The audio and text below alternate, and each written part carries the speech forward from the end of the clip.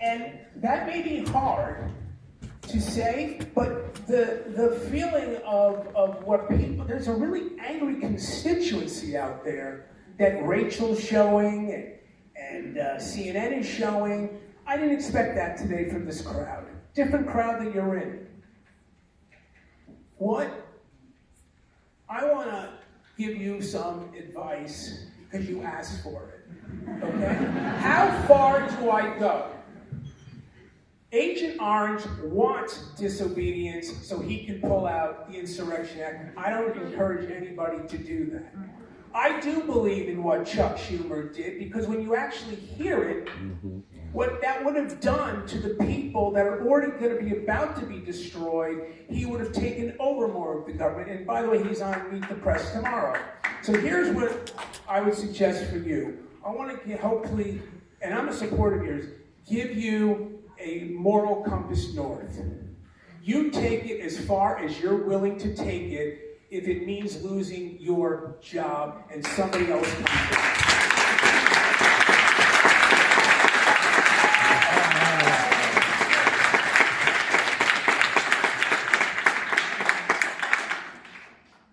Very similar comments, those last two. Look, I'm your representative. And so you might reasonably ask, does he get it? And again, I told you the story of January 6, 2021, and I'm with these people all the time. I get it. You might legitimately ask, does he have the courage to do what he needs to do? You can judge that, but it wasn't an accident. I was the last person out of the chamber on January 6, 2021. I don't mind telling a president of the United States no. When I was a baby congressman and Barack Obama, who at the time and subsequently, I just thought the world of, and he said, I need you to give me authority to go to war in Syria. This baby congressman looked at Barack Obama, the president of the United States, and said, no, I'm not going to do that. Anyway, you'll judge for yourself, but I represent you, so I want you to know that I understand both the fear and the passion, as well as the courage that will be necessary in certain circumstances, and think a lot about that. Over here. Hi, Congressman Hines. I'm Sharon Bustilli. I am a Democratic elected official on the RTM in Fairfield, but I am not here in my official capacity. I'm here as a citizen. I just want to let you know that we have your back, and also to everyone in this room, we are the leaders we have been waiting for. The most important job is not congressman. The most important job is citizen. And we all have to be brave and do what needs to be done. And we have a very unique opportunity in the 4th District. The 4th District is the most unequal corridor in the United States, from Greenwich to Bridgeport. And part of how fascism takes hold is that people become desperate. Why do they become desperate? Kitchen table issues, income inequality, healthcare, education, housing, human rights, immigration rights, care for our veterans and our disabled. It's not so hard. All the people are created equal, including our trans brothers and sisters. The cultural issues are meant to divide us, and let's all agree that human rights matter, and this distraction on our human rights, it's very important for us to fight for them, but the distraction is created to divide us, to create others. And why do we want others? To distract us from the fact that the president's top campaign donor, who is the richest man on earth, is stealing from us. Yeah. And so, DOGE last week went into the Institute of Peace, a 501c3 that's not directly under the wing of the government, and the DC police got involved. Somehow they were stolen from. How can we deal with the distractions that are against human rights, but then also focus on the fact that the richest campaign donor is stealing from all of us and the government belongs to us? Amen. Amen. Now, in theory, we have 10 minutes to go, and I count well more than 10 people, and we're not doing this in a minute. So I'm going to stay here for a while, but I promise you after 2 hours, you get tired of listening to me, and I get good and tired of listening to me. So I'm going to try to be quick, and I'm going to ask everybody to be quick so that we just keep this reasonable. Thank you. I could not validate your point of view on othering people for those who are not, up on the lingo. One of the easiest ways to get somebody to take their eye off the ball is to say that you're in a bad place and it's that person's fault.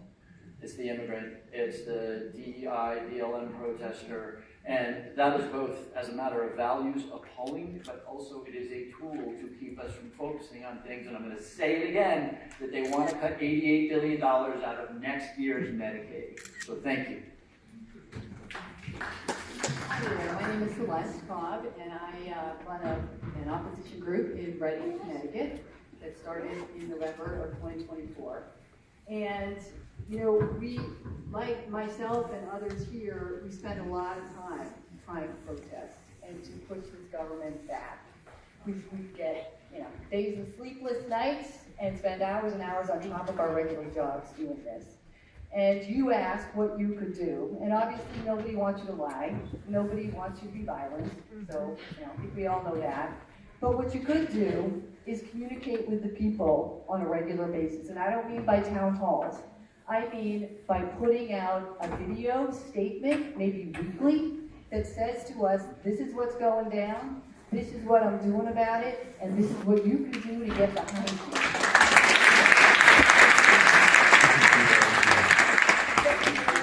I would say some of these opposition groups are led by extremely smart and capable people. They are at your disposal. I am sure they would love nothing more than for you to come to them and ask them to help you create our own Project 2025. So that's what I say to you, because from my perspective, I think I give an A+ to the executive branch in their ability to crank out however many executive orders they've done. They are working fast and they are working strong. I don't see a damn bit of that coming out of the Democratic Party. And particularly when we have protesters and opposition groups working their asses off to push this guy back. Thank you. Thank you for your leadership. And no, that's a really good idea. We've noticed that too. Murphy's really been doing a lot of that stuff.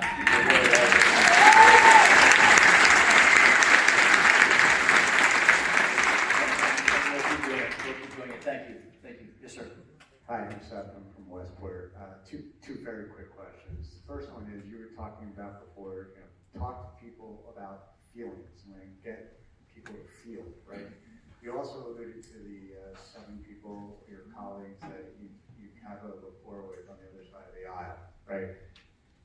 Can you speak to them collectively and say, hey, look, Adam Kinzinger and other people stood up for what was right, and they effectuated change. They prevented things from occurring because they voted against Trump. If you 6 or 7 do it together, he can't come at you individually, but it'll also help the country immeasurably, right? That's the first question.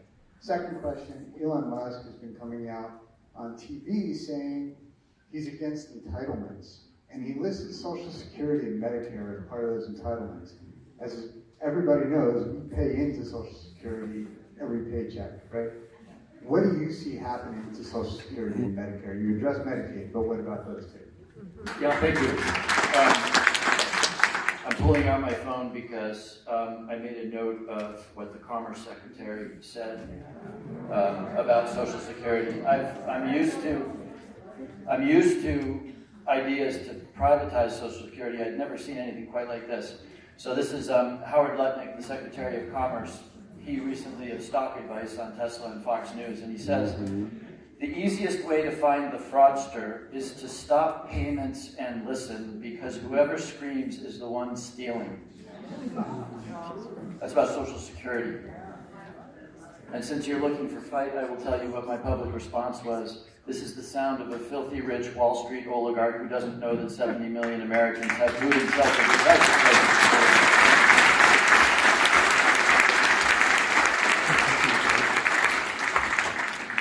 Thank you for being here, Congressman Hines. My name is Poonam Sharma, and I'm from Norwalk, and today is a very special day for me. 54 years ago, I landed in this country.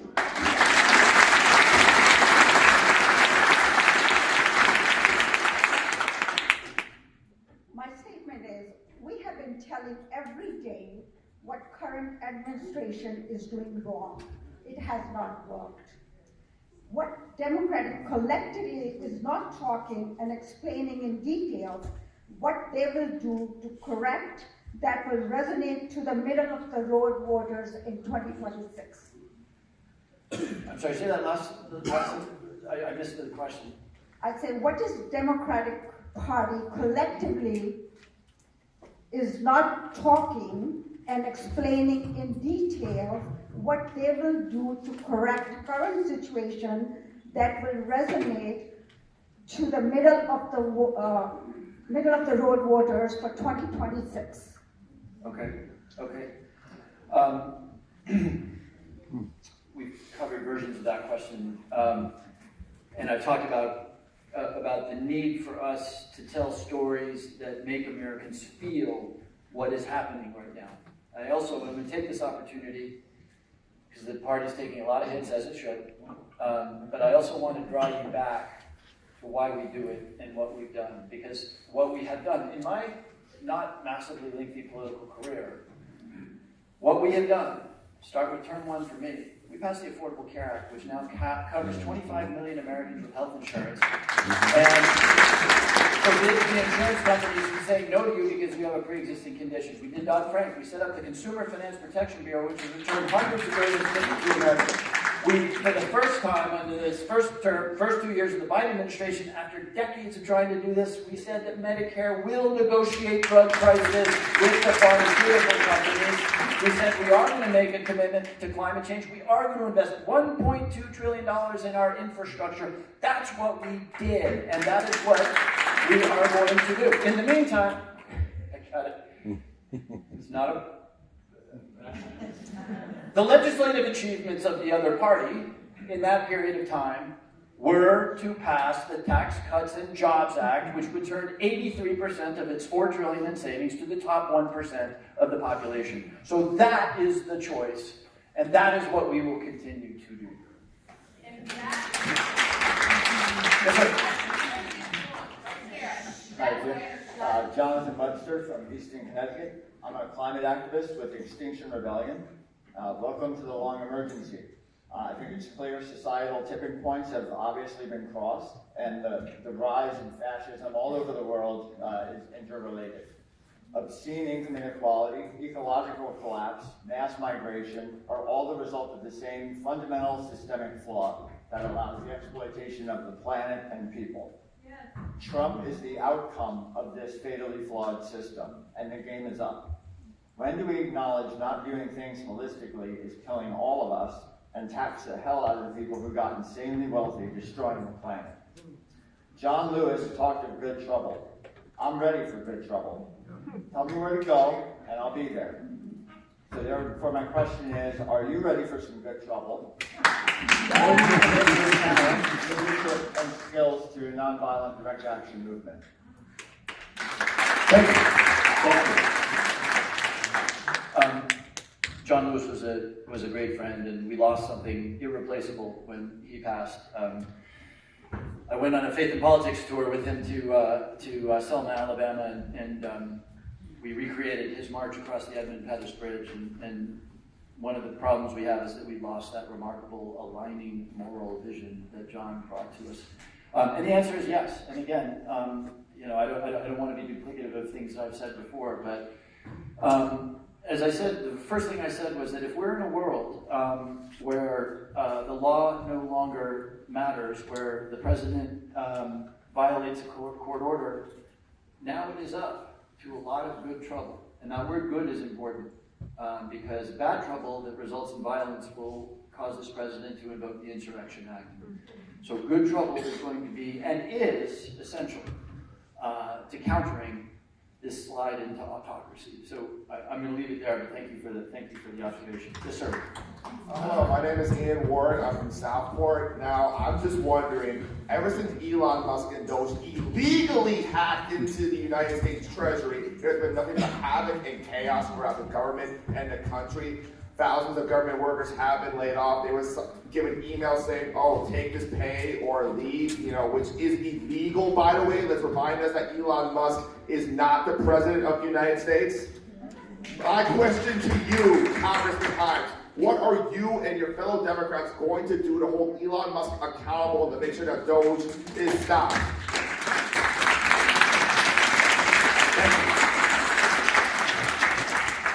Thank you.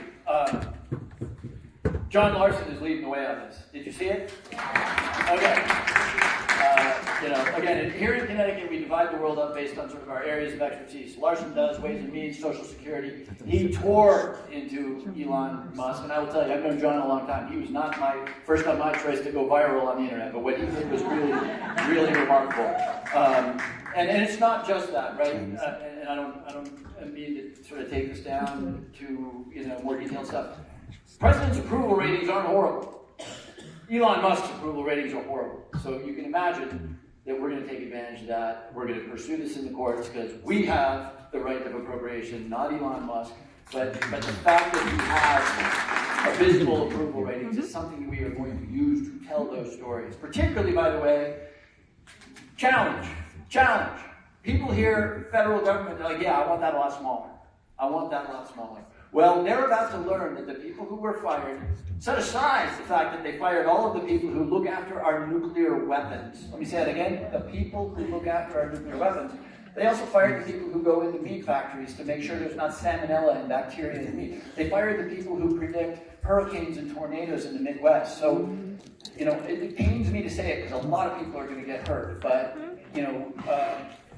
Donald Trump's supporters are about to learn what it means to their health and safety when you start firing these people who would make way too little money for keeping them safe. Okay. Oh, okay. I just read back there. Okay. Hi, my name is Mike Ganino. I live in Trumbull, Connecticut. I guess I'm much older than a lot of people here, but I feel like I got my shots back. And as a 17-year-old in 1968, I swore an oath to our country, and I served from 68 to 71 in the U.S. Army. And the oath that I've taken a few times since is to defend our Constitution against foreign, and I never thought it would encompass domestic. I'm very fearful. I'm an old, angry white man who is proud of the rainbow in my family.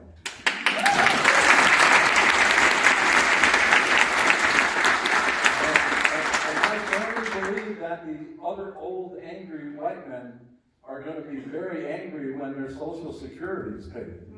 And I think there's going to be a reflex action there. Yep. But everything that I've done in my life, I now fear is being taken away. We have 7 grandchildren and nieces who are all in college. Their support's going to go. I'm very fortunate to live in Trumbull. We started in Stanford, went to Bridgeport and Trumbull. We have a great first select person, I should say. Our state senator is very new. Sarah from Fairfield is great. You have helped reverse the pain we suffered for 13 years having my Social Security ripped away from me as a postal retiree. Your support for the Postal Service is wonderful. But now I see there's an inability of us to gather together to speak as one. And my only suggestion would be is if there are people here who can get a message out to all of us. For instance, I just found out there's picketing on Sunday in Fairfield.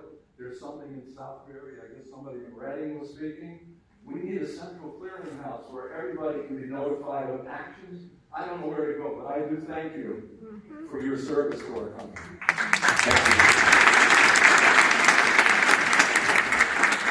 Thank you both for your service and for articulating it. Especially, we shouldn't dwell too much on angry white guys, but that's the group that in the election we lost the worst. And so in as much as folks like you who may have credibility can be persuasive, that is enormously powerful. As will, you're a veteran. We haven't talked about the devastation being visited on the VA right now. You want to know how to piss off an American? Take services away from a veteran, and that is happening. And they are. Yeah. Yes, sir. Hey, how are you doing, Congressman Himes? This is Brian Merlin again. What's up? I was just here today because I was concerned as a Jewish American, some of what I'm seeing on social media with the IDF soldiers, in particular Yoav Alassi's Telegram channel has been posting Palestinian bodies since July 2017. There's many other Israeli Telegram channels posting similar horrible content. Many of them do predate the Hamas attack. And so my concern was, what's going to happen? Like, I've seen the World's Central Kitchen bodies have been online for an entire year now. Just last week, Yoav Alassi posted the aid workers from Britain that were killed in the bombing, and nothing seemingly changed. Like I've tried going to your office and your colleagues. Eventually I went to ICC and the Hind Rajat Foundation and Dawn, because I felt like nothing was happening. While I understand, the lobby has a lot of influence. The Jewish diaspora is not a monolith, and I know that many people in my community are very concerned about what we see in terms of gross human rights violations being posted by the IDF soldiers. And I was just wondering if your office could commit to trying to work with me on specific instances of war crimes we see disseminated on Telegram and other social media platforms, because a lot of us are very concerned. I lost a great many amount of relatives in the Holocaust. I also had an aid worker in my family killed by the Palestinians previously, and many in my family have served in the IDF historically. And so, this is an important issue that many of our families have been dealing with in various ways for decades. Yeah, thanks, Brian. You asked me whether I could commit to talking with people. Of course, that's my job. I don't know if you had a chance to meet the young woman standing behind you, but she has a Palestinian family and lost hundreds of members of her family. She's been in my office a bunch of times. We've met separately, and your question was, will I continue to listen and to meet with people? Absolutely, I will, yes. I'm not stop funding Israel's genocide of the Palestinian people. Listening doesn't stop going. Yes, ma'am. Hi, Tony Simonetti, Westport, Connecticut. I don't know if you remember in January 2024, I asked, you were in Darien at a meeting, and I asked you about Elon Musk, and if you're worried. I think you've already addressed that, but an extension of the Elon Musk effect to me is the oligarchy and the privatizations of our government institutions. I just have a laundry list of other top line items, and you can pick which one you want to, which ones of these you want to tackle. But the privatization of government institutions to me is very scary.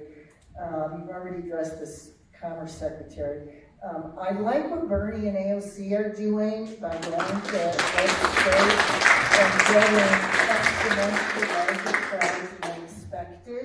I don't know if that's considered campaigning, but it's working, and I think it's really good.